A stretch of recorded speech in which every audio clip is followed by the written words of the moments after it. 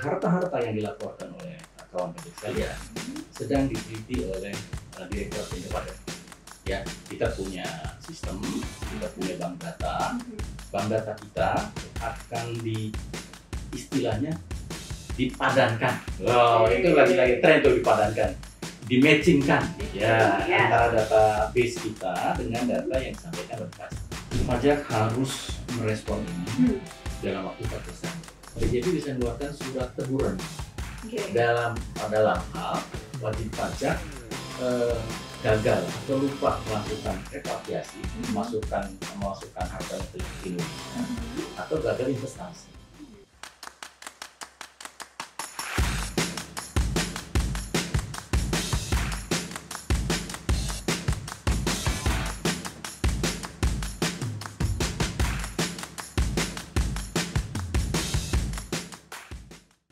Assalamualaikum warahmatullahi wabarakatuh, kawan pajak semua. Kembali lagi bersama saya Ida Laila.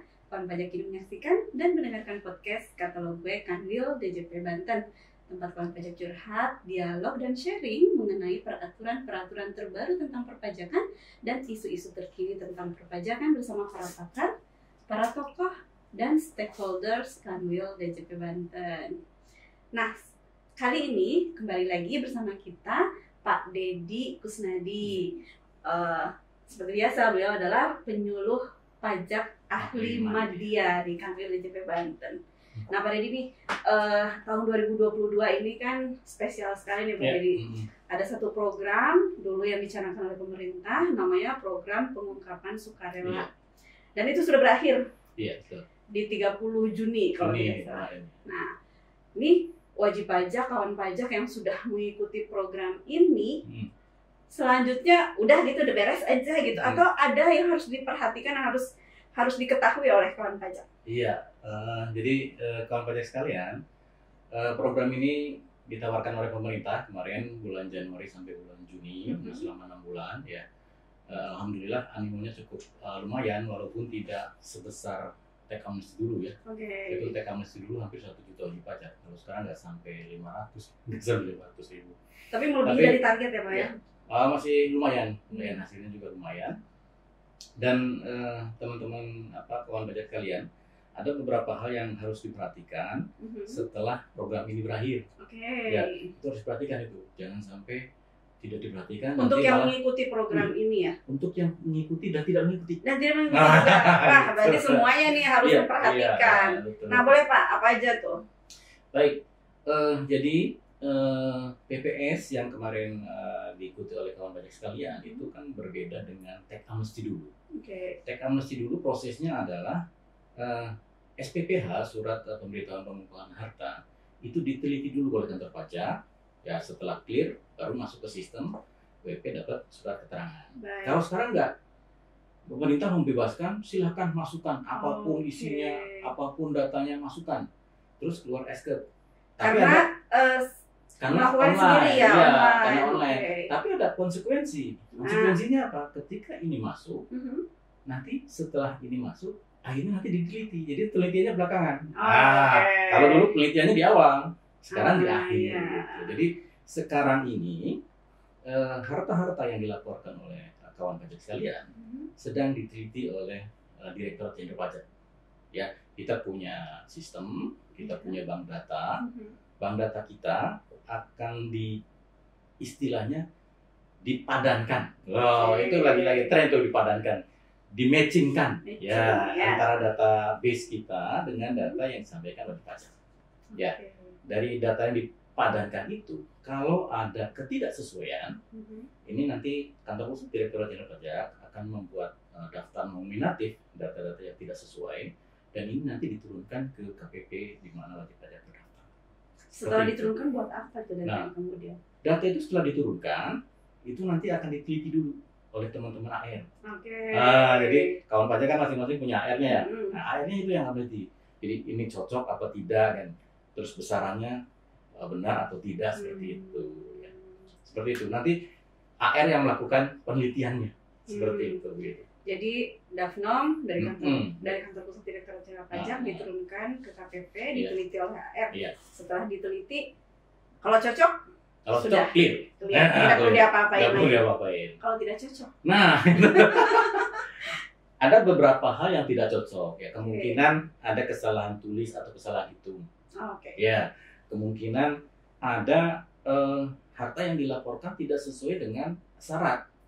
Ya, di situ kan ada syarat umum untuk mengikuti PPS kan? Itu tidak memenuhi syarat.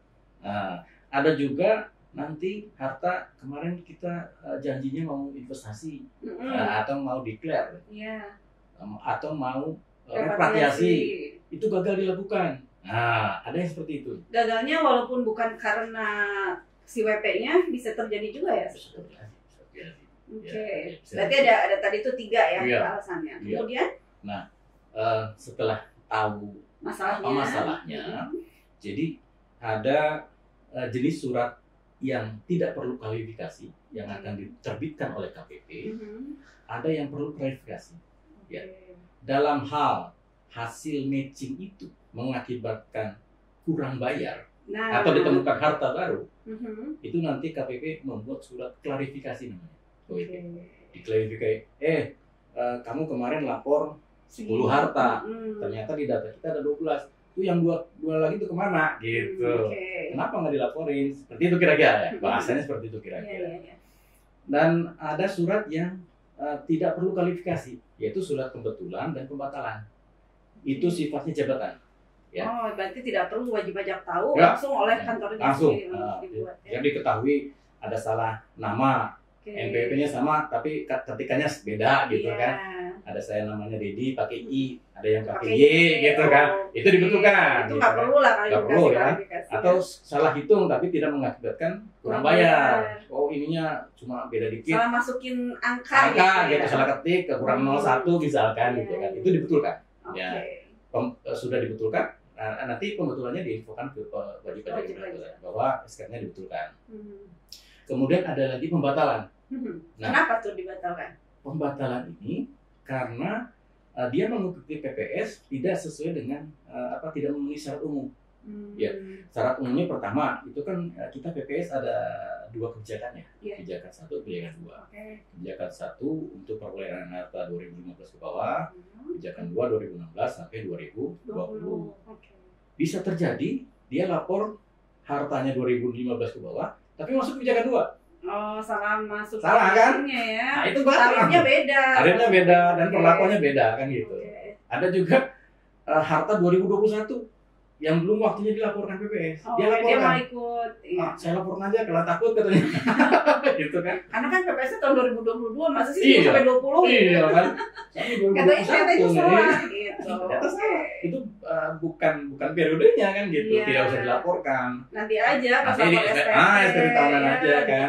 Kalau misalkan terlewat kebetulan gitu kan. Ini dia laporkan, itu salah. Itu langsung dibatalkan.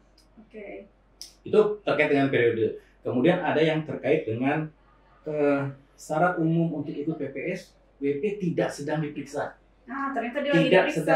Tidak sedang disidik. Kalau pemeriksaannya sudah selesai, sudah keluar SKPKB, boleh diikut. Tapi kalau masih proses pemeriksaan, nggak bisa diikut. Oleh karenanya langsung batal. Gitu. Jadi WP maksa gitu ya, karena memang online sendiri gitu nih, kalau masukin aja lah, kali aja beruntung ya. Katanya itu malah jadinya dibatalkan. Dan ada juga yang unik di sini bahwa WP sedang menjalani hukum pidana di bidang perpajakan. Pak, kalau di bidang pidana lain boleh? Boleh. Yang tidak boleh hanya pidana perpajakan. Gitu. Yang disebut di aturannya itu hanya di bidang perpajakan. Kemudian ada juga ya ini syarat-syarat umum lainnya ya, WP baru yang dia belum punya NPWP mau ikut itu nggak bisa karena belum punya NPWP. Saya pikir kalau dia belum punya NPWP gimana dia masuk ke DJP online kan? Caranya kayak ini barangkali menampung itu kan. Kemudian juga dia harus menyampaikan SPT tahunan tahun 2020. Kalau belum nggak bisa. Kalau belum nggak bisa. Langsung batal. Kemudian ada juga dia harus mencabut permohonan dibayar kan, terus permohonan pengurangan, permohonan pembetulan, permohonan banding, gugatan atau PK itu harus dicabut. Semua upaya hukum yang sedang dia lakukan harus dicabut. Karena itu syarat umumnya. Kalau ini tetap jalan, SK-nya cabut. Otomatis cabut gitu. Seperti itu. Jadi kalau dia tidak memenuhi syarat umum, otomatis pembatalan tanpa klarifikasi. Iya sih, hal ini tuh penting ya kawan pajak karena kemarin semuanya dilakukan sendiri. Iya, betul. Bisa dengan begitu mudahnya akses akun NPWP-nya pribadi, kemudian ikutan aja. Iya, masuk aja. Masuk aja, tiba-tiba datanya masuk ke kita semua gitu. Nggak taunya ketika AR meneliti, ini udah lagi pengajuan keberatan, banding gitu kan, harusnya dicabut. Pada saat ikut TA belum dicabut, berarti ini batal.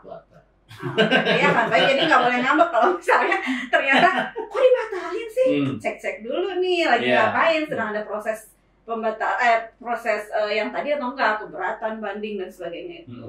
Oke. AR sudah meneliti, kemudian ternyata perlu diklarifikasi. Kapan sih surat klarifikasi akan diterima oleh wajib pajak? Nah, tadi 2 surat tadi, pembatalan dan pembatalan itu kan tanpa klarifikasi. Iya. Cuma nanti diberitahukan aja kalau hasilnya diberitahukan. Ada surat yang harus klarifikasi, ya klarifikasi. Kenapa dia harus klarifikasi? Karena di situ menimbulkan kurang bayar PPh final. Pak bisa kurang bayar kok, kenapa? Karena kita punya data, dia punya harta yang belum dilaporkan, akibatnya karena kurang bayar. Atau data harta yang sama, dia akui katakanlah 500 juta. Ternyata menurut data kita nih 1 miliar. Berarti ada kurang bayar tuh kan? Nah, itu yang diklarifikasi. Ya. Jadi nanti AR membuat surat permintaan klarifikasi kepada wajib pajak, ya, terkait dengan jenis hartanya, kekurangan bayarnya berapa. Nah, wajib pajak harus merespon ini dalam waktu 14 hari sejak surat itu terbit. Jadi jangan, apalagi ini lagi nggak boleh ya. Kalau ada surat klarifikasi dari kantor pajak terkait program PPS kemarin, iya betul. Kantor pajak harus segera menghubungi AR-nya dalam rentang waktu 14 hari. Kalau enggak, nanti itu tadi kantor pajak bisa mengeluarkan pembetulan atau pembatalan. Jadi dia tidak memenuhi syarat, nah ini dibatalkan. Akhirnya kan kalau dibatalkan, SK-nya batal, jadi ketentuan umum berlaku. Dia nggak punya privilege yang didapat peserta PPS. Iya, padahal sebetulnya data itu benar adanya. Iya. Seperti itu. Wah, ya jangan sampai lah ya kan. Jangan sampai ya. Kemarin sudah buru-buru ikutan PPS, terbatas sampai 30 Juni, nggak taunya dibatalkan hanya gara-gara kawan pajak tidak mau memberikan klarifikasi ya. Ternyata efeknya luar biasa. Nah, kalau misalnya ternyata udah klarifikasi, oh iya sih benar salah. Nah, terus gimana nih? Ada yang mesti dibayar lagi. Betul. Prosesnya gimana? Untuk klarifikasi ya ada 2 model. Kalau di ketentuannya dia bisa bayar sendiri sesuai dengan perhitungan AR. Ya misalkan tadi yang 500 ya, ternyata menurut pajak 1M. 1M tarifnya berapa? Dia berarti kurang sekian gitu kan. Itu harus dibayar. Ya. Atau kalau dia tidak membayar, nanti kita akan lakukan pemeriksaan. Surat klarifikasi itu kelebihan hartanya, harta yang belum dilakukan itu nanti akan naik dari SP2DK. SP2DK harus diklarifikasi. Itu nanti ujungnya kan kalau tidak direspon, nanti akan dilakukan pemeriksaan. Seperti proses pemeriksaan biasa. Yang biasa. Seperti itu. Nah, kalau misalnya itu memang benar saya kurang bayar. Terus nanti kawan pajak nih kalau mau bayar sendiri, pembayarannya seperti apa? Apakah sama akun kode MAP dan sebagainya dengan yang kemarin sudah disetorkan? Ya. Nanti tanyakan AR-nya aja. Lebih baik tanya ya. Nanti begitu dapat surat gitu kan. Nih, saya harus bayar pakai apa? Nanti bayarnya gimana? Billingnya seperti betul, apa? Billingnya bro. Iya. Dibantu sama teman AR, dibuatkan billingnya, kode MAP-nya sama kode jenis storenya dikasih tahu supaya nggak salah lagi. Jangan sampai jatuh di lubang yang sama, salah. Udah kemarin kurang, karena harus nyetornya salah. Nah, kemudian untuk yang surat pembatalan dan pembetulan yang diterbitkan oleh KPP, itu tuh dalam hal apa saja tadi Pak? Boleh diulang lagi? Ya, jadi untuk pembetulan apabila ada kesalahan tulis dan itu. Ya. Kalau pembatalan kan tidak memenuhi syarat, ya, tidak memenuhi syarat umum. Nah, bisa jadi ya hasil klarifikasi itu ternyata berdasarkan pertimbangan kepala kantor pajak itu dia tidak memenuhi syarat, dia bisa dibatalkan SK-nya. Ketika dibatalkan, berarti yang setoran yang sudah dia setorkan itu gimana nasibnya? Bisa dikembalikan. Minta dikembalikan restitusi. Bisa direstitusi atau bisa di PBK-kan dengan jenis balas yang lain. Oke. Nggak usah khawatir hilang. Ini udah dibatalin terus duitnya gimana? Kembali enggak ya? Tenang aja, akan dikembalikan. Ini kemarin sempat waktu kita punya acara webinar ya, ada wajib pajak yang tanya, wah kayaknya saya kelebihan setor kemarin. Nah, gimana Pak gitu? Ibu kelebihan setor berapa? Saya bilang ikhlaskan aja. Kalau ikhlas mah nggak akan ada proses apa-apa. Saya bilang memang kalau kelebihan itu bisa diminta karena itu memang salah setor atau kelebihan setor. Atau ibu bisa pindah bukukan jika ada kewajiban pajak yang lain. Itu sebetulnya sama dengan kejadian yang lain, mekanisme biasa ya. Tidak ada istimewanya kalau untuk PPH seperti apa. Betul, sama aja. Berarti makanya menghitung itu harus teliti ya. Jadi jangan sampai kelebihan setor. Sebetulnya kalau kelebihan akan dikembalikan sesuai dengan permohonan WP. Betul. Tapi kan ada proses. Pasti diteliti dulu. Diteliti dulu. Ini lebihnya di mana ini katanya gitu. Oke. Kalau WP pilih untuk melunasi. Nah, kalau WP melunasi sendiri, dia setelah melunasi kan dapat NPPN ya dari billing yang sudah dibayar itu.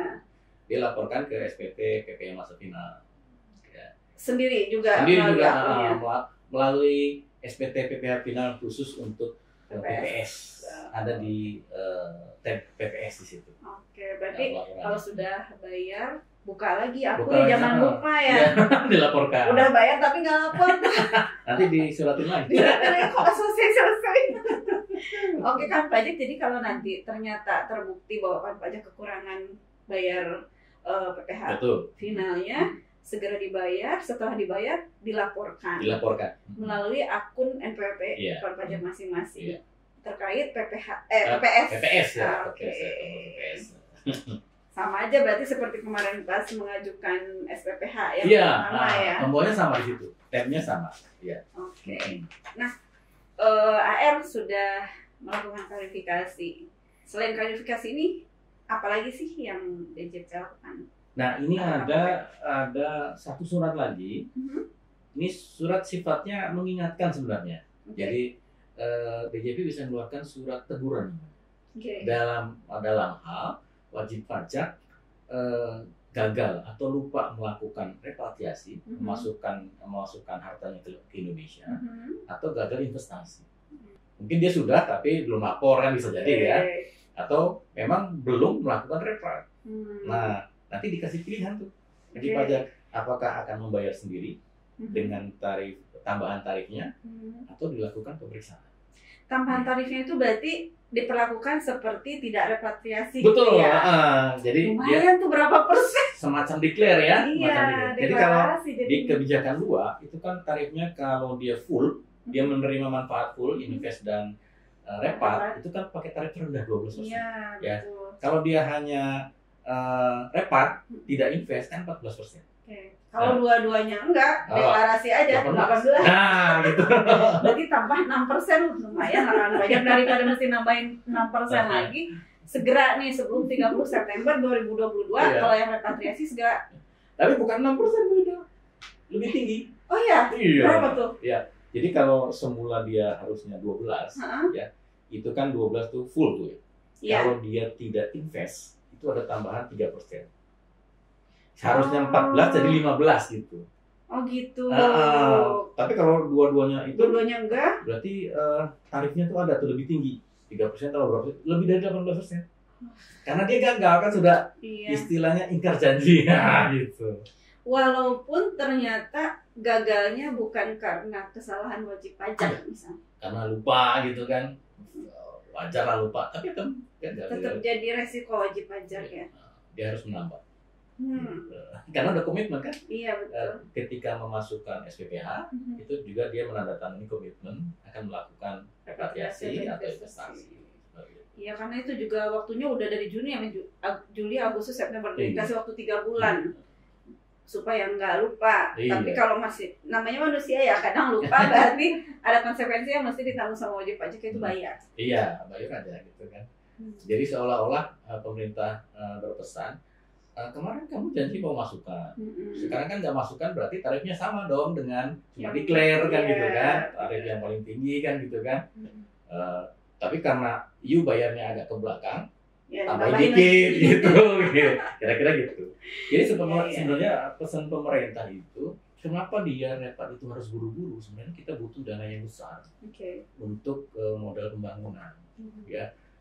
Dana-dana dari luar itu masuk ke Indonesia, nanti masuk ke perbankan Indonesia, itu kan bisa disalurkan ke kredit-kredit usaha atau kredit segala macam ya, manufaktur, bisa infrastruktur dan sebagainya. Itu untuk membangkitkan perekonomian Indonesia yang kemarin sempat terpuruk karena kan. Iya, pemulihan ekonomi Jadi nasional salah satu fungsinya itu sebenarnya. Ya, selain makanya diapresiasi sama pemerintah, diberikan tarif yang spesial gitu ya. Dan ketika ternyata mangkir, mangkir entah karena apapun alasannya, udah nggak dilihat lagi. Karena terlambat lah. Karena terlambat, ya sudah, terima resiko itu. Apa tadi, tidak mau bayar, jadi diperiksa gitu. Pemeriksaan itu. Tapi kalau nggak masih klarifikasi. Nah, kalau nggak klarifikasi, akhirnya kan naik ke pemeriksaan. Yang tadi itu SP2DK dulu sama R, kemudian tetap diproses seperti SP2DK biasa. Kalau ini beda. Beda dengan yang proses klarifikasi, karena barangnya sudah jelas kalau sekarang.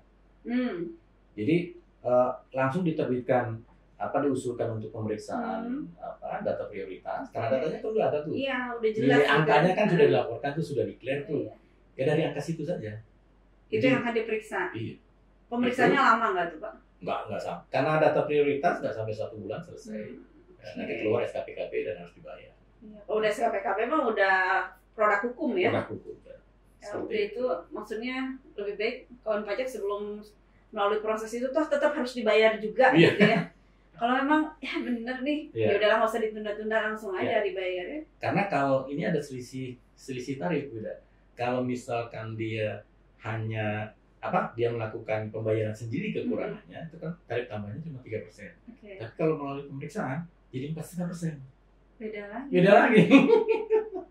Karena kamu udah mangkir nih, kemarin disuruh datang nggak datang nih, kita periksa lah.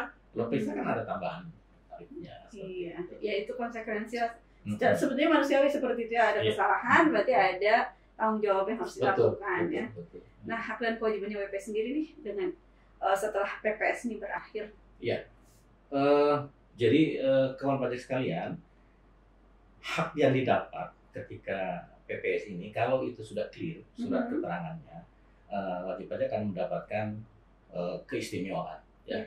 Kalau di kebijakan 1 kan terhindar dari sanksi yang 200%.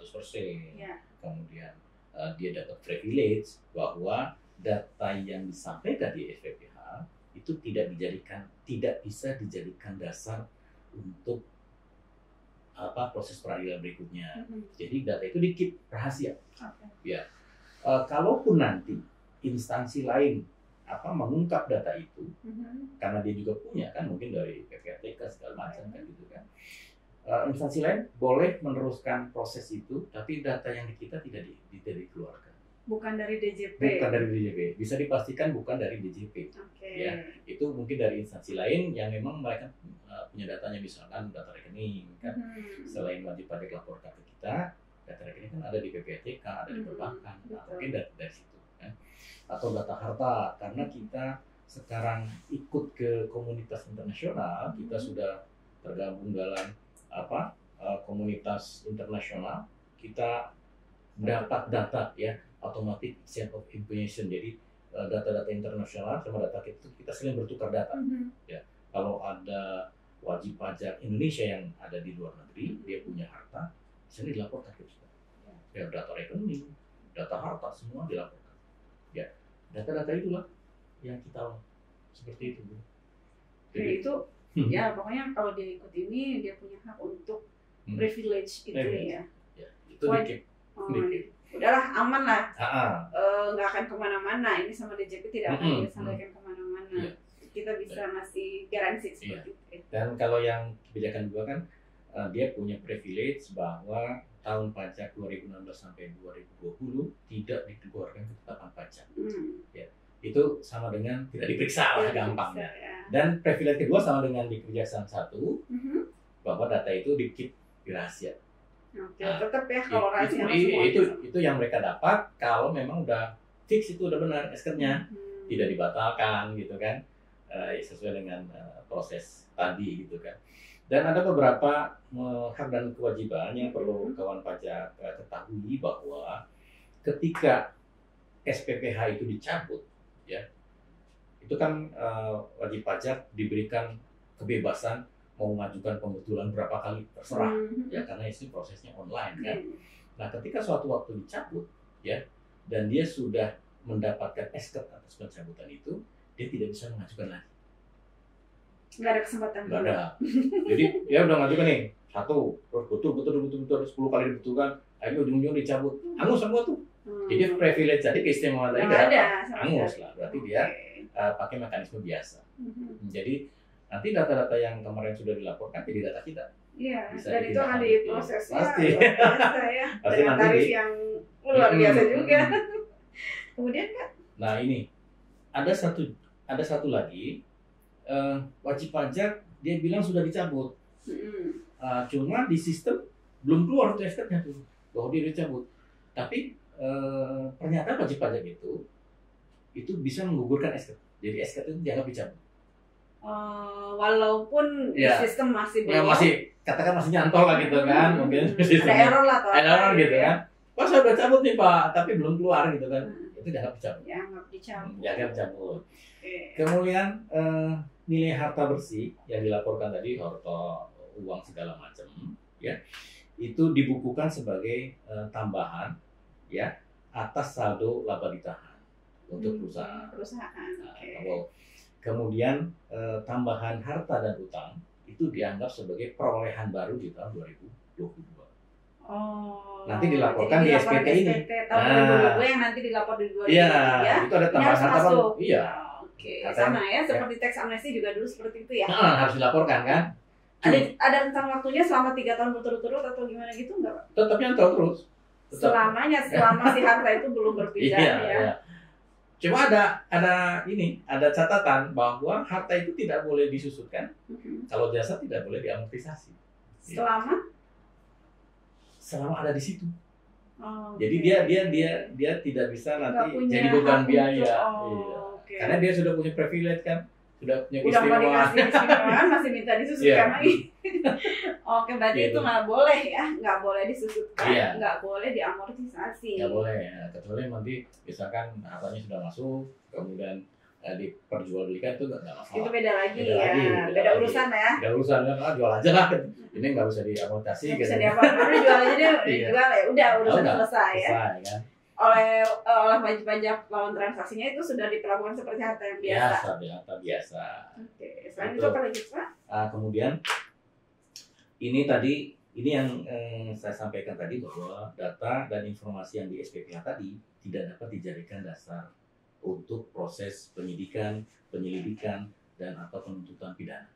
Ya, jadi dia tidak bisa dijadikan dasar. Jadi kalau penuntutan kan dasarnya ini nih. Jadi kalau harta itu udah kita keep, itu insya Allah nggak bakal bocor lah, nggak bakal bocor. Kalaupun ada data yang sama dengan jenis yang sama, itu dituntut oleh penegak hukum yang lain, itu bisa dipastikan sumbernya bukan dari Direktorat Jenderal Pajak, itu bisa dari instansi lain lah, bisa dari PPTK atau dan sebagainya ya. Ini ada satu hal lagi, jika data tersebut juga dimiliki, ini kan ada catatannya, dimiliki dan digunakan oleh otoritas lain, maka otoritas yang berwenang dapat menjalankan tugasnya sesuai ketentuan. Artinya kalau mereka menemukan data yang sama tapi dari yang lain, dari instansi lain, itu mereka tetap bisa menjalankan tugasnya. Bukan berarti DJP bisa stop gitu, nggak bisa. Intervensi nggak bisa. Intervensi gitu nggak boleh ya. Karena mereka juga punya tugas dan tanggung jawab sendiri yang berbeda dengan kita. Selama data itu bukan dari kita, mereka bisa melanjutkan prosedur. Wah, luar biasa nih kawan pajak. Dan ini beda. Ini kan peserta PPS nih. Gimana kalau bukan? Nah, gitu. Tadi belum tuh. Iya. Tadi kata Bapak yang ikut PPS dan tidak ikut PPS. Dan tidak ikut PPS apa nih imbasnya? Tadi kan kalau ikut PPS, dia kalau istilahnya mulus lah ya, mulus SK-nya bagus, dia dapat privilege. Iya. Ya, tidak kena sanksi, kemudian datanya di-keep, kemudian tidak diperiksa, kemudian yang kedua juga datanya di-keep juga. Kalau tidak ikut PPS berarti terbuka peluang untuk dilakukan pemeriksaan pertama. Ya, kemudian terbuka peluang kalau dia peserta tech amnesty, dia ada data yang belum dilaporkan dan tidak ikut PPS, dia berpeluang kena sanksi yang 200%. Iya, itu luar biasa. Gitu. Kalau dikasih waktu 6 bulan ya Pak, kemarin ya, udah gencar banget DJP melakukan sosialisasi, edukasi ke masyarakat terkait PPS ini. Sampai di detik-detik terakhir itu saya tahu sampai kemana semua ini, mulai kampus, kemudian pokoknya di mall-mall, di mana gitu tuh betul-betul gencar. Itu artinya pemerintah itu serius banget. Ini nih ikut gitu ya. Dan itu kita sempat mengingatkan mereka, Ida. Jadi sempat kantor pusat Direktorat Jenderal Pajak menurunkan data itu ke seluruh KPP. Ini loh, ada WP punya harta ini nih. Masih belum. Tolong dihimbau, suruh ikut PPS. Nggak ikut juga. Nanti data ini dinaikkan ke SPDWK nih. Akan dilakukan pemeriksaan. Tapi tarifnya gimana? Tarifnya tarif umum gitu. Yang 30% tambah sanksi gitu kan. Jadi kan gede gitu. Nah oke Pak, closing statement buat kawan pajak terkait tindak lanjut program PPS ini. Baik, kawan pajak sekalian, kami atas nama Direktorat Jenderal Pajak mengucapkan terima kasih kepada kawan pajak yang sudah mengikuti PPS ya. Jadi harta yang dimasukkan ke Indonesia kemudian diinvestasikan itu sangat bermanfaat saja untuk pembangunan ya. Untuk di 3 bidang itu, 3 bidang di SBN nanti larinya ke infrastruktur, kemudian ada di renewable energy, itu sekarang kan energi lebih mahal ya. Minyak bumi ya, kemudian hilirisasi itu supaya produksi kita bagus, jadi bukan barang mentah ya, kita ekspor kan barang-barang jadi sehingga membuka lapangan kerja. Jadi itu yang bermanfaat sekali harta yang dimasukkan ke Indonesia. Kemudian kepada kawan pajak yang belum mengikuti ya dan merasa punya harta. Jadi mohon maaf agar bersiap-siap ya, karena kami dari Direktorat Jenderal Pajak telah menerima banyak data baik dari dalam negeri atau dari luar negeri. Ya, nanti mungkin dalam waktu dekat akan dihimbau oleh teman-teman di KPP ya untuk mempertanggungjawabkan harta itu. Ya. Jadi sekali lagi atas nama Direktorat Jenderal Pajak, atas nama masyarakat juga kami berterima kasih atas peran serta para kawan pajak yang mengikuti PPS dengan baik. Wah, luar biasa nih kawan pajak. Mulai dari tanggung jawabnya setelah punya PPS, setelah mengikuti PPS sampai konsekuensi. Konsekuensi yang ikut PPS dan tidak ikut PPS ini semuanya sudah jelas dikupas tuntas oleh Pak Deddy Kusnadi. Mudah-mudahan kawan pajak semua bisa memahami. Kalau masih ada pertanyaan juga, kantor-kantor pelayanan pajak kita terbuka untuk berkonsultasi, entah itu via chat WA ataupun melalui media sosial. Nah, kawan pajak juga jangan lupa kalau memang mau langsung datang ke kantor pajak untuk klarifikasi dan sebagainya, jangan lupa untuk isi aplikasi kunjung pajak dulu ya. Karena tetap pandemi masih kita masih harus melakukan protokol kesehatan yang ketat supaya kawan pajak juga terjaga. Kami juga sebagai petugas pajak juga merasa aman dan nyaman, semuanya senang gitu karena semuanya tetap sehat. Tetap jaga kesehatan dan ikuti terus podcast Katalogikan dari DJP Banten dengan episode-episode lainnya yang tidak kalah menarik dengan episode yang sekarang. Terima kasih kawan pajak semua. Billahi taufiq wal hidayah. Wassalamualaikum warahmatullahi wabarakatuh. Waalaikumsalam.